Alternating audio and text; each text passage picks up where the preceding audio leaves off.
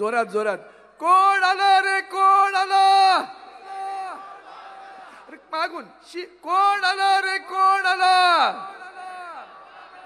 आला रे आला, आदित्य आला, आदित्य. महाराष्ट्राचं आराध्य दैवत, किंबहुना देशाचं आराध्य दैवत छत्रपती शिवाजी महाराज, संविधान करते भारतरत्न परमपूज्य डॉक्टर बाबासाहेब आंबेडकर, आणि ज्यांनी तुमच्या आमच्या धमन्यांमध्ये मराठीचा श्वास दिला, ध्यास दिला, हिंदुत्व रोमारोमात भिनवलं, संघर्ष करायला शिकवलं, महाराष्ट्राभिमान दिला, स्वाभिमान दिला, ते वंदनीय हिंदू हृदय सम्राट शिवसेना प्रमुख श्रीमान बाळासाहेब ठाकरे आणि आम्हा सर्वांच्या लाडक्या मा स्वामीनाथाई ठाकरे यांना भावांजली अर्पण करतो.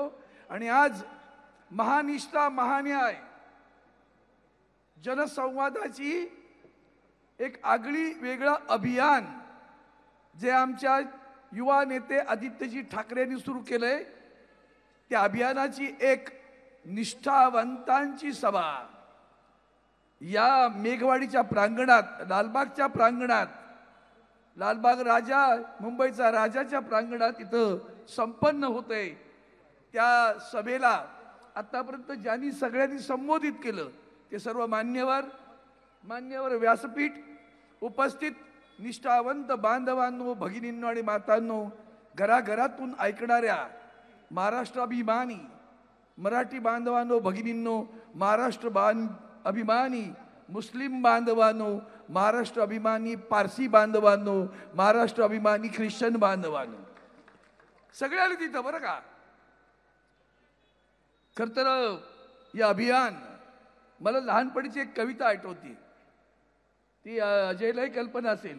चमके शिवबाची तलवार, तळपत्या बिजलीचा अवतार. आदरणीय उद्धवजींची तलवार सध्या महाराष्ट्रात फिरते. चमके उद्धवजींची तलवार, तळपते आदित्यची तलवार. ही पण आज आदित्य साहेबांचा जो जोरदार सौरा सुरू आहे, मी जिथं जिथं जातो तिथं मला अतिशय अभिमान वाटतो. तुम्हा आम्हा कदाचित ज्येष्ठ शिवसैनिक म्हणू, जुने म्हणू, काही नवीन तरुणांना सांगेन, महाराष्ट्राला एक उगवता सूर्य लाभलाय, त्याचं नाव आहे आदित्य ठाकरे. निव्वळ शिवसेनेचे आमचे नेते आहेत म्हणून नाही, युवासेना प्रमुख आहेत म्हणून नाही, उद्धवजींचे सुपुत्र आहेत म्हणून नाही. दावोसला आता एक इंटरप्रिटरला घेऊन गेले होते बरं का, बाटग्याला विद्यमान दाढीवाले घेऊन गेले होते दावोसला. वराड घेऊन गेलो होतं, वराड चाललं लंडनला, तसं हे वराड गेलो होतं तिकडं. त्या वराड्यामध्ये एक गद्दार होता ट्रान्सलेट करून द्यायला. त्याच दावोसमध्ये आदित्यजी ठाकरे गेले होते. उभ्या जगातील एन्व्हायरमेंटवर भाष्य करणारी, अभ्यास करणारी माणसं, विद्वान माणसं तिथे होती. आणि एक तरुण मुलगा या हिंदुस्थानचं प्रतिनिधित्व करत होता, महाराष्ट्राचं प्रतिनिधित्व करत होता. उभ्या जगातील विद्वानांनी पाहिलं, अरे एक तरुण मुलगा, काय त्याचं विजन आहे, किती द्रष्टेपण आहे, किती अभ्यास आहे. आणि ज्याचं कौतुक झालं ते आदित्यजी ठाकरे जिथे येणार आहेत. केवढी आनंदाची गोष्ट आहे. मला तर कधी म्हणजे आत्ता मी लोकसभेत जे काही पाहिलंय ना, मला आत्ता अलीकडे मीडियाचं सुद्धा आश्चर्य वाटतं.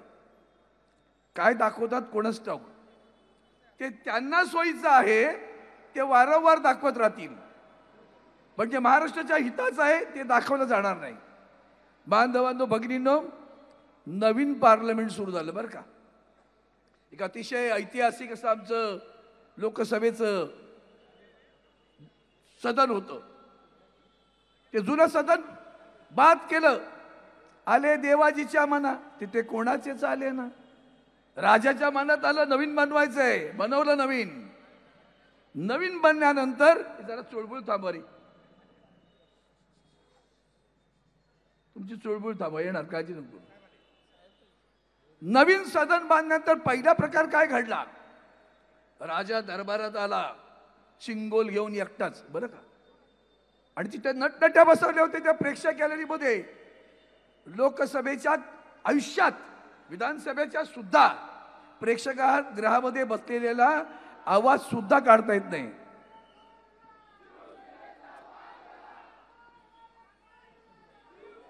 माननीय शिवसेना नेते युवा सेना प्रमुख आदित्यजी ठाकरे यांचं जोरदार टाळ्यांच्या गजरात स्वागत करा. शिवसेना शिवसेना आदित्यजी ठाकरे आगे बढ़. आदित्यजी ठाकरे यांचं स्वागत मनापासून स्वागत. मगा मला वाटतं सुनीलने उल्लेख केला होता पुण्यातला की आणखीन मला वाटतं जामसुदकरने केला.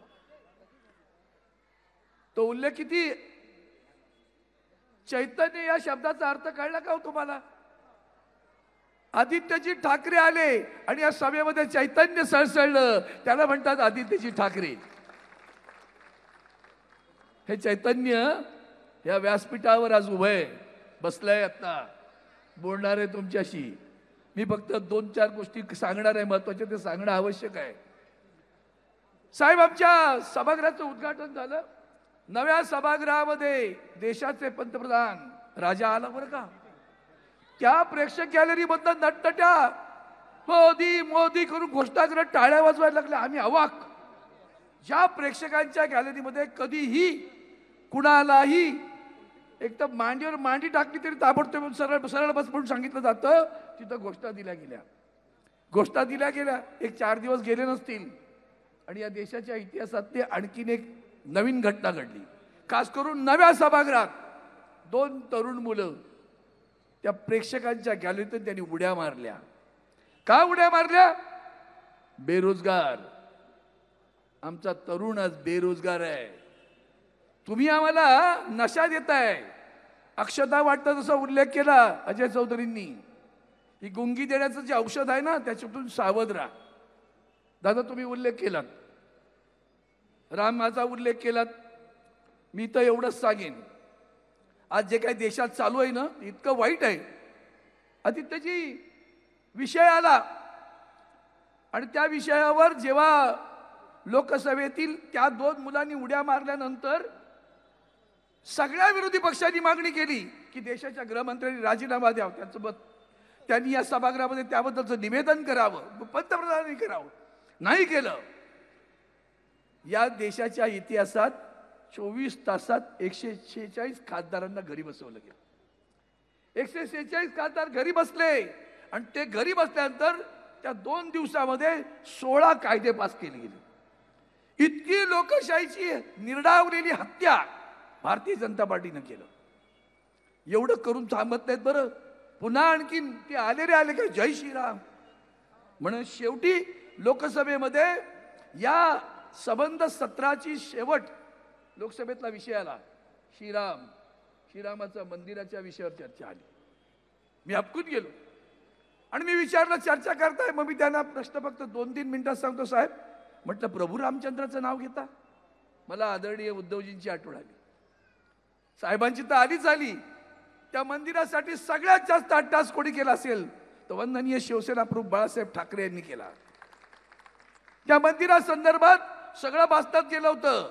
आदरणीय उद्धवजींनी सोलापूरच्या सभेत सांगितलं, मंदिर वही बनाएंगे, तारीख नहीं बताएंगे.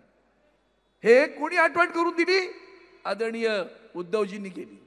आणि उद्धवजींनी आग्रह धरला, मंदिर बनवत असाल तर कायदा करा, लोकसभेत कायदा करून मंदिर बांधा. नाही बांधलं. सर्वोच्च न्यायालयानं निर्णय दिला बरं का. आणि तरी तुम्ही क्रेडिट घेत फिरता. आणि मग मला प्रश्न आहे की त्याच मंदिराच्या त्याच लाभलेल्या दर्शनाला आदरणीय उद्धवजी गेले होते. त्यानंतर वर्षभरात सरकार बदललं, निर्णय आला. आणि आज मला एवढंच आठवण करून द्यायची, भारतीय जनता पार्टीच्या लोकांना अक्षता वागत फिरता का रे? मग माझा तुम्हाला प्रश्न आहे, प्रभू रामचंद्र एक वचनी, सत्यवचनी, एक पत्नी पण बरं का. अशा प्रभू रामचंद्रांना दशरथ राजांनी आज्ञा दिली, तू वनवासात जा. कुणाच्या हट्टापायी? सावत्र आई कैकेयीच्या हट्टासाठी प्रभू रामचंद्राला वनवासात जाण्याची आज्ञा दशरथ राजांनी दिली. आत्ताचे कोणी असते तर त्यांनी काय केलं असतं? कोण कैकेयी? ती सावत्र आहे, तिचं काय ऐकायचं? राजा तू ऐकतोस की नाही? तर तुलाच खुर्चीवरनं खाली घेतो आणि मीच बसतो. दशरथ राजाला सुद्धा खुर्चीवरनं खाली खेचून हे बसले असते. अशी अवलाद या महाराष्ट्रात आहे सध्या. अशा अवलादी फिरतायत. आणि त्याच्या पुढं जेव्हा प्रभू रामचंद्र वनवासात गेले, वनवासात सुद्धा बाकी रामायण तुम्हाला माहिती आहे, रावणाचा पराभव केला. रावण सुद्धा शिवभक्त होता बरं का. रावण शिवभक्त होता, त्याचा पराभव केला. पराभव का करावा लागला? रावण अहंकारी होता. सध्या सगळेच अहंकारी रावण देशात फिरतायत. गल्ली ते दिल्ली अहंकारी रावण आहेत. आणि त्या रावणाचा पराभव केल्यानंतर प्रभू रामचंद्र म्हणाले, मी जिंकलोय, आता लंका माझी, मी गादीवर बसेन. प्रभू रामचंद्र गादीवर नाही बसले.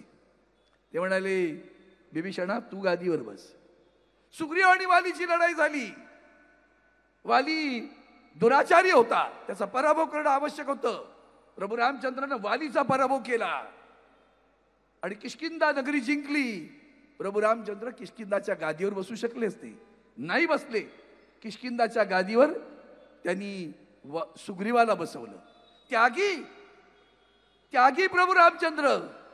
त्या प्रभू रामचंद्राचं नाव घेता तुम्ही. आणि ते प्रभू रामचंद्र जेव्हा वनवासात होते तेव्हा भरत सुद्धा कसा वागला? प्रभू रामचंद्राच्या पादुका गादीवर ठेवून त्याने कारभार केला. हा, हे आमचं रामायण आहे, हे आमच्या प्रभू रामचंद्राबद्दलचे आदर्श आहेत. ते आदर्श तुम्ही विसरलात. आणि म्हणून तुम्हाला एकच सांगतो, गडबड नको करू, महत्वाचं आहे तेवढंच सांगतो. आणि मग तुम्ही विसरलात की त्या प्रभू रामचंद्राच्या दर्शनाला ही माणसं जातात. आदरणीय उद्धवजींच्या पाठीत सुरा खपून गादीवर बसणाऱ्या माणसांना प्रभू रामचंद्राचं नाव घेण्याचा नैतिक अधिकार नाही. त्यांना नैतिक अधिकार नाही. तुम्ही प्रभू रामचंद्राचं नावच घेऊ शकत नाही तुम्ही. आणि म्हणून तुम्हाला एकच सांगतो, फक्त अक्षदावर बोलू नका. दुर्दैवानं सीता पण भुलली होती बरं का. रावण वेषांतर करून आला होता. तसे रावण वेषांतर करून तुम्हाला अक्षता द्यायला येत आहेत. त्या अक्षदांना भुलू नका, एवढंच सांगतो. आणि महत्वाचं आणखीन एक सांगतो, मला आदरणीय उद्धवजींचं खरंच कौतुक वाटतं. धारावी सारख्या गोष्टीचा त्यांनी विचार मांडला. मला आदित्यजींचं तुम्ही येण्यापूर्वी बोलत होतो, साहेब तुम्ही दावोसला जाऊन जो पराक्रम केलाय ना, तो आम्हाला राष्ट्राला अभिमान वाटतो. महाराष्ट्राला तर प्रचंड अभिमान वाटतो की एवढं चांगला नेतृत्व महाराष्ट्रात उभं आहे. धारावीच्या माणसानं, मी एक सभागृहात जे बोललो ती दोन गोष्टी फक्त सांगून थांबवतो. NCLT नावाची संस्था आहे. त्या NCLT कडं एक कंपनी अवसायनात गेली. तिच्यावर कर्ज होतं 46,500 कोटी रुपये. कोणाची? अनिल अंबानींची. NCLTने काय निर्णय द्यावा? 4,500 कोटी रुपयामध्ये तुम्ही यात तडजोड करा आणि कंपनी तुमच्या ताब्यात घ्या. अनिल अंबानीची कंपनी 46,500 कोटीच्या तोट्यात 4,500 कोटी रुपयाला द्या म्हटल्यानंतर बँका गप्प राहून हो म्हणतात. आणि त्यानंतर ती कंपनी मुकेश अंबानी विकत घेतात. कळला का भ्रष्टाचार? आणखीन भ्रष्टाचारावर आता ते बोलतील, मी फक्त एवढंच सांगेन. म्हणून मला उद्धवजींचं कौतुक वाटलं. धारावीचा विषय जेव्हा ते आले ना, तेव्हा चर्चेत बोलले होते, अरविंदजी तुमच्या लक्षात नाही येणार, साहेब तुम्ही किती अट्टास केला गोरेगावचं जंगल वाचवायला. मला आजही आठवतं, आदित्यजी तुम्ही सुद्धा त्या तिकडे करणाऱ्या आंदोलकांबरोबर बसला होतात. आज काय झालं? जंगल तोड केलीत. मुंबईचं फुफ्फुस आहे ते गोरेगावचं, त्या फुफ्फुसाचा घात केलात. तिथे तुम्ही ते रेल्वेचं टर्मिनस तयार करताय. आणि ज्या काळजूरच्या जागेसाठी आदरणीय उद्धवजी भांडत होते, ती 283 हेक्टर जमीन आदित्यजी अदानीच्या घशात घालण्यात आली. गेल्या आठवड्यामध्ये हे बैठकीत पास झालं. बोला आता तुम्हाला काय म्हणायचंय? कशाला? आज बँड्राची जमीन सुद्धा, वांद्रे रेक्लेमेशनची जमीन सुद्धा अदानी आणि LT आले, अदानीच्या घशात घातली गेली. मराठी माणसा सावध राहा, सावध राहा. हे डायनॉसॉरचं पाऊल कुठं कुठं पडेल कळणार पण नाही तुम्हाला. आणि म्हणून मराठी माणसाला उद्ध्वस्त करायचं आहे. एक माणूस सांगतो की माझी कंपनी गुजराती आहे. कधी आम्हाला आठवलं नाही एखादा मराठी उद्योगपती म्हणाला की माझी कंपनी मराठी माणसाची आहे. आणि मग मराठी माणसाची कंपनी, मराठी माणूस, मराठी अस्मिता, मराठी भाषा, मराठी संस्कृती, महाराष्ट्राचा स्वाभिमान कोण जपत असेल तर ती फक्त उद्धव बाळासाहेब ठाकरे यांची शिवसेना जपते. त्याचा मला अभिमान वाटतोय. आणि म्हणून आदित्यजी तुम्हाला शुभेच्छा देताना एवढंच सांगेन, आता उठवू सारे रान, आता उठवू सारे रान, आता पेटवू सारे रान, आता पेटवू सारे रान. शिवसेना उद्धव बाळासाहेब ठाकरेंचे फडकत ठेवू भगवे निशाण, भगवे निशाण, भगवे निशाण. जय हिंद, जय महाराष्ट्र, वंदे मातरम. एबीपी माझा, उघडा डोळे बघा नीट.